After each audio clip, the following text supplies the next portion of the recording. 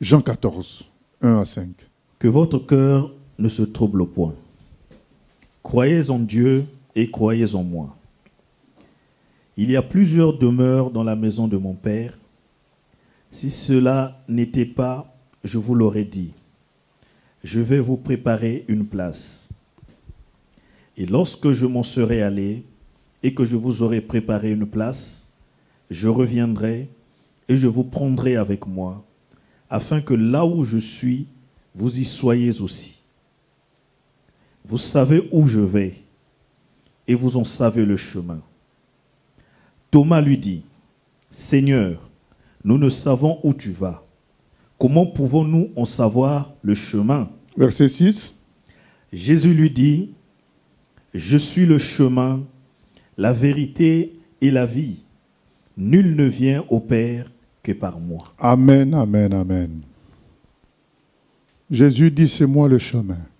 Mais vous voyez l'insistance de Jésus sur la réalité du ciel. Il leur dit que vos cœurs ne se troublent point. Je vais vous préparer des maisons. Donc, bien aimé, qu'est-ce qu'on comprend? Qu'il y aura des maisons au ciel. Je vais vous préparer des demeures. Que votre cœur ne se trouble point. Croyez en Dieu et croyez en moi. Donc, Jésus relie la foi en Dieu au ciel. Tu ne peux pas, d'ailleurs, Paul en parle dans 1 Corinthiens 15, il dit, mais si nous croyons juste pour la terre, on s'est trompé. Ne cherchons pas à prendre Jésus pour satisfaire la logique terrestre, qui est vaine, dont la réalité est manifeste le jour où on nous met dans un cercueil. C'est ça la réalité de la terre.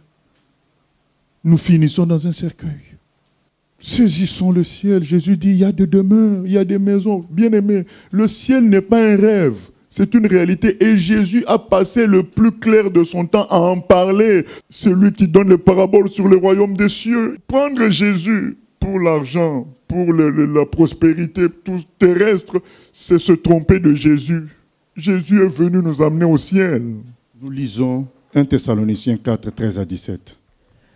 Nous ne voulons pas, frères, que vous soyez dans l'ignorance au sujet de ceux qui sont décédés, afin que vous ne vous affligez pas comme les autres qui n'ont point d'espérance. Car si nous croyons que Jésus est mort et qu'il est ressuscité, croyons aussi que Dieu ramènera par Jésus et avec lui ceux qui sont décédés. Voici, en effet, ce que nous vous déclarons d'après la parole du Seigneur. Nous les vivants, restés pour l'avènement du Seigneur, nous ne dévancerons pas ceux qui sont décédés.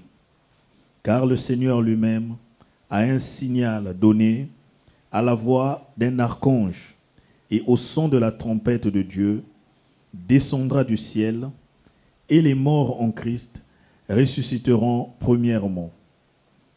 Ensuite, nous les vivants qui serons restés, nous serons tous ensemble enlevés avec eux sur des nuées, à la rencontre du Seigneur dans les airs, et ainsi nous serons toujours avec le Seigneur. Amen, amen. La mort crée la tristesse. La mort fait mal puisque nous ne verrons plus le défunt que nous aimions tant. Mais Paul dit, mais vous n'avez pas à vous affliger comme les autres qui sont dans l'ignorance. Vous connaissez le ciel. Vous savez que ce n'est que momentané. Ils sont en train de dormir. Nous allons tous nous réveiller au ciel. Soyez certains de ça. Il viendra nous récupérer. Il a dit dans Jean 14, et là il le confirme dans 1 Thessaloniciens 4. Vous connaissez le chant? Oui, je décide de suivre Jésus, toujours plus loin, sans reculer. Le monsieur qui l'a chanté était un converti d'une tribu en Inde, où tout le monde rejetait Christ, malgré le travail des missionnaires. Et quand il s'est converti, il y a eu une réunion de la tribu pour l'obliger à abjurer, pour l'obliger à renoncer à sa foi.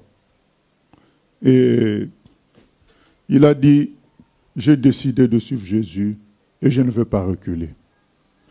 Cet homme avait saisi la vision céleste.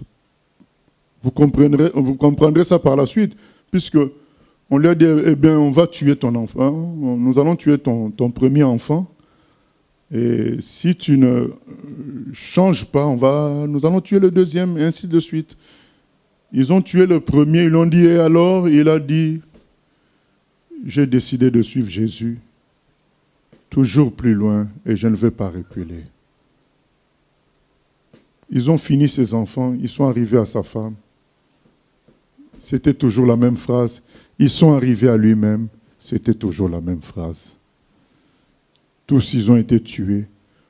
Bon, expliquez-moi maintenant. Si cette personne-là avait cru en Jésus par rapport à la terre, quand on aurait tué son premier enfant, serait-il encore chrétien? Ben non! Il dira, mais moi j'ai cru qu'il était le Dieu Tout-Puissant, qu'il va protéger ma famille, qu'il va nous donner le bonheur, la paix. Mais voilà qu'on tue mon enfant, il ne fait rien. N'est-ce pas?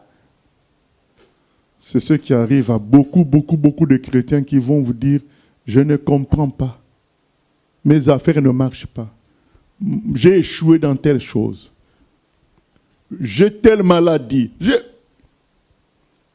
Est-ce que Dieu est vraiment réel? Je ne dis pas que Dieu ne guérit pas, Dieu ne donne pas ceci, cela. Non, je veux dire qu'en définitive, il est venu, Jésus, nous apporter le ciel.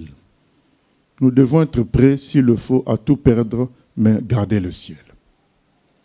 Parce que tout ce que nous pensons perdre là, tout le monde perdra ça par la mort. Tout le monde. Personne ne gardera ces choses-là. Ni la jeunesse, ni la beauté, ni la taille, personne ne gardera ça de toute façon. Alors, on vient nous apporter quelque chose de sûr. Qu'on ne peut perdre quand on l'a, c'est le ciel. Il a refusé jusqu'au bout. Parce qu'il avait une vision céleste. Bien-aimés, soyons heureux chaque jour. Nous sommes des créatures sauvées pour le ciel.